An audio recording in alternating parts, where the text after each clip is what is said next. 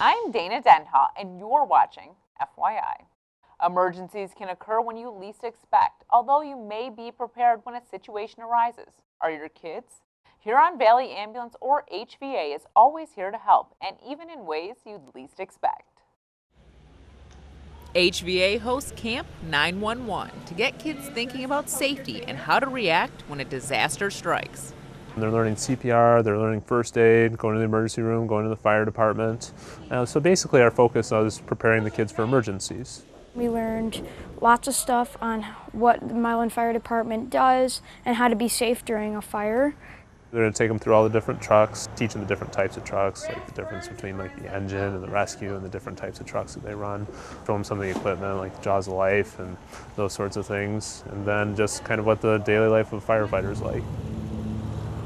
We learned how to know if a helmet fits you and how it's safe for you and why you should use it, the risks of not wearing one while you're biking. During first aid, they're going to learn how to do bleeding control. So if they have somebody with a big bleed, they learn how to put pressure on it and bandage it and all those sorts of things, how to properly clean it. They're going to learn how to do some basic splints for broken bones. If you're in a situation where somebody's in cardiac arrest or somebody is just like not in a well shape, they need to be able to know what to do. Or when they call 911, they need to know what to do when the ambulance is coming. You're giving the kids the skill, so you're giving them something that they might really need to use. Stay tuned, and we'll be back shortly with more news and information.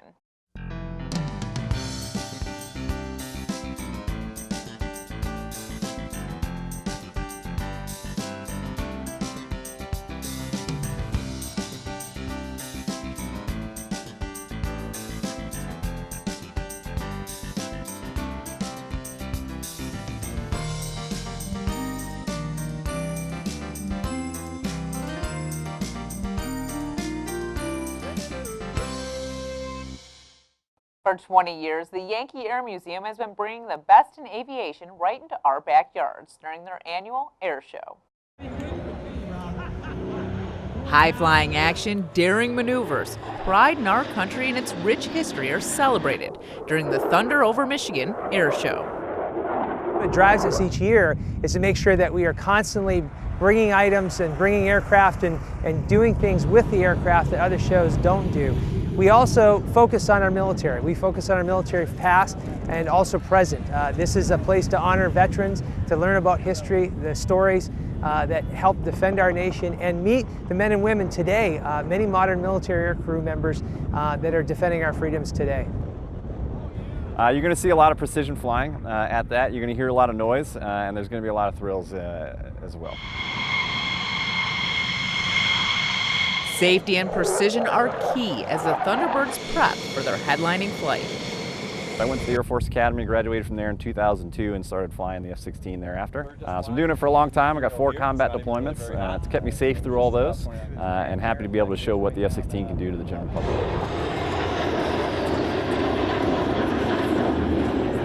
The focus to carefully select each and every aircraft. It's like an invite-only car show. We are very sensitive to the quality of aircraft that attend here, the quality of performer, and we also work very hard to make sure, as safe as possible, the public can get intimate with the aircraft and the aviators. It's a great event to get the community together, to bridge the gap between military and civilian, and just to watch the amazing acts that people work so hard on. It's amazing how the community has embraced this, and the Yankee Air Museum volunteers have risen to the occasion to put on one of the nation's best shows.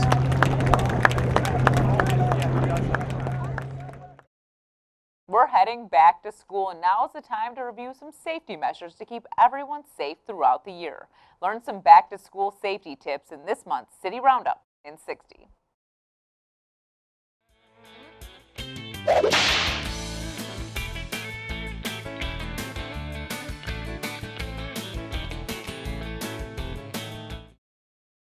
Hi everyone, I'm Officer Jamie Atkins with the Ann Arbor Police Department. It's that time of year again. It's time for kids to go back to school. Here are some basic traffic safety tips we should all remember. First of all, be alert, especially when you're in school zones, and be alert of the speed and make sure you obey that speed limit. Also, watch for school buses. Red flashing lights and an extended stop arm mean that that bus is stopping to load or unload children.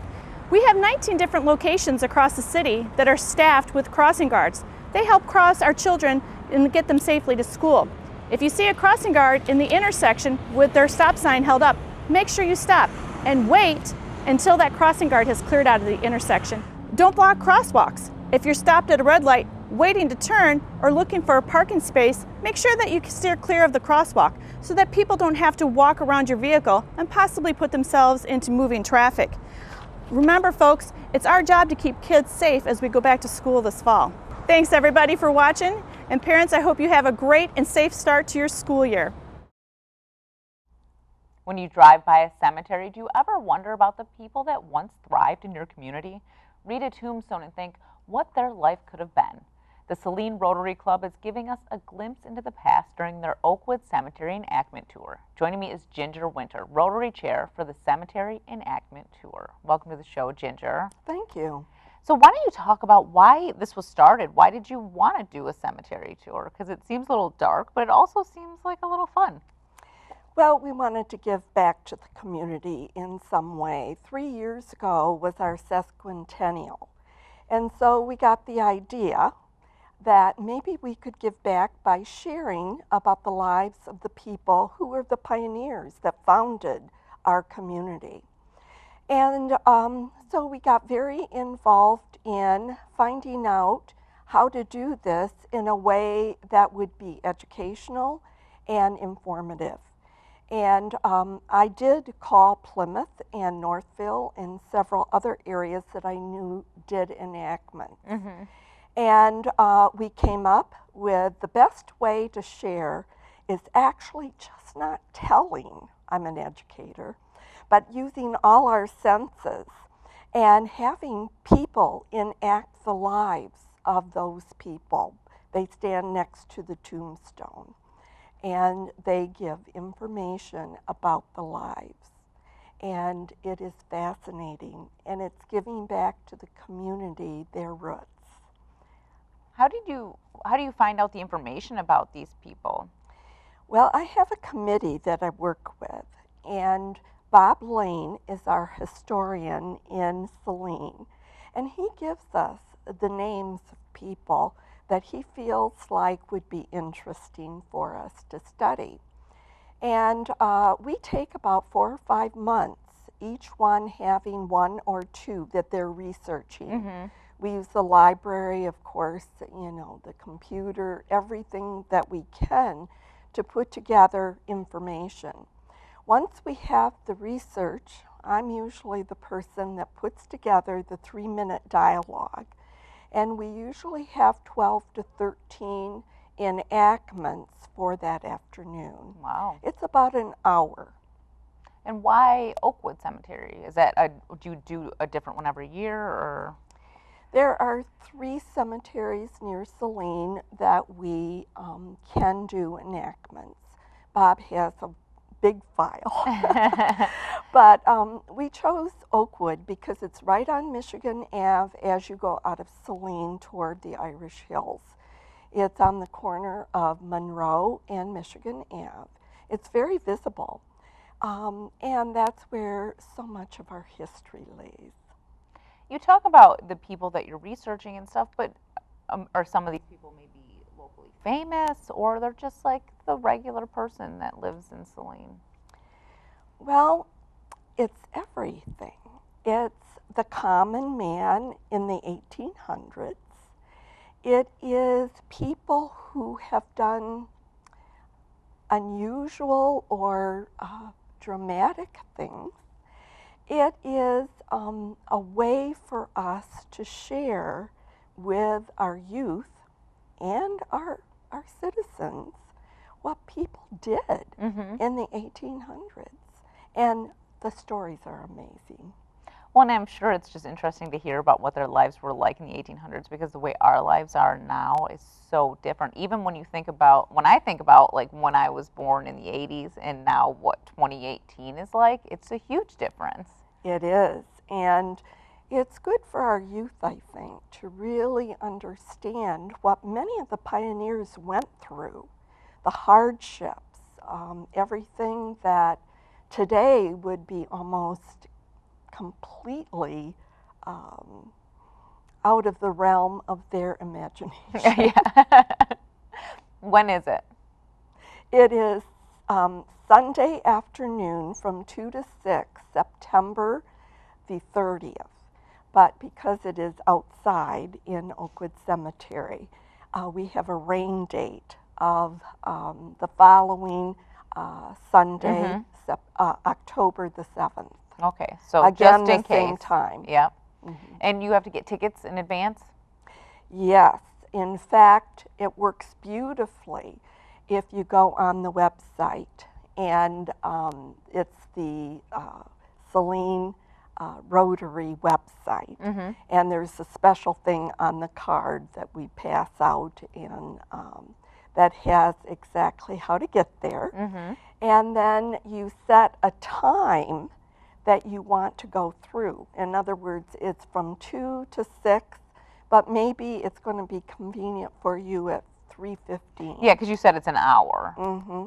So you sign up for that, and it lasts an hour. We have Girl Scouts and Boy Scouts that are the group leaders that lead you through. So it's nice. It's like 8 to 10 in a group, and they go through, and they can get up close to the enactors and even ask them questions. So you have a couple little teases of enactments that people can experience on September 30th. I do. Every year I can't believe the interesting stories we find.